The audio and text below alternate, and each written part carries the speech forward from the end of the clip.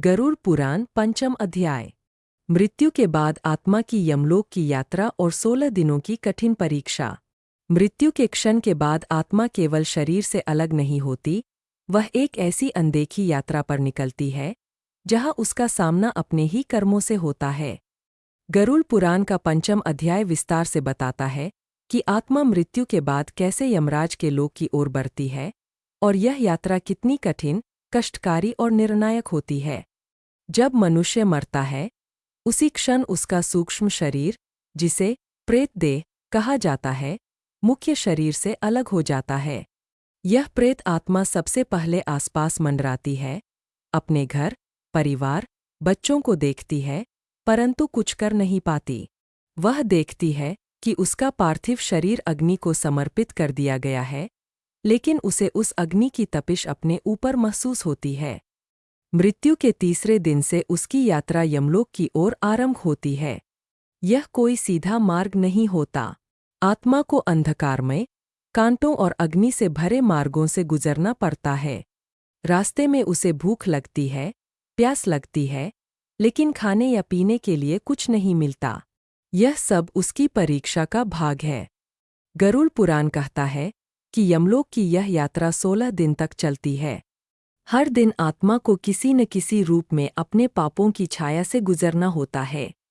यदि किसी ने किसी जीव को मारा था, किसी को धोखा दिया था, चोरी की थी या किसी का अपमान किया था, तो उन सभी कर्मों के प्रतीक उसे इस मार्ग में दिखाई देते हैं। वह घबराती है, डरती है और आगे बढ़ती जाती है। इन 16 दिनों में ही आत्मा के लिए श्राद्ध, तर्पण और पिंडदान की प्रक्रियाएं की जाती है। जो परिजन सच्चे मन से यह सब करते हैं, उनकी आत्मा को थोड़ी शांति मिलती है, जैसे किसी कांटे भरे मार्ग पर कोई छाया दे दे। लेकिन यदि यह सब नहीं किया जाता, तो आत्मा और भी अधिक दुख पाती है। इस यात्रा के दौरान यमदूत आत्मा के साथ होते हैं। वे उसे बार बार याद दिलाते हैं कि जो कुछ तूने किया, अब उसी का फल भुगतने को तैयार हो। कई आत्माएं पश्चाताप से भर जाती है, कई डर से काँप उठती है, और अंततः 16वें दिन आत्मा यमराज के दरबार में पहुंचती है।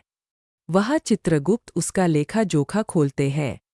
एक एक कर्म, एक एक भावना, हर विचार, सब गिनती में रखा जाता है।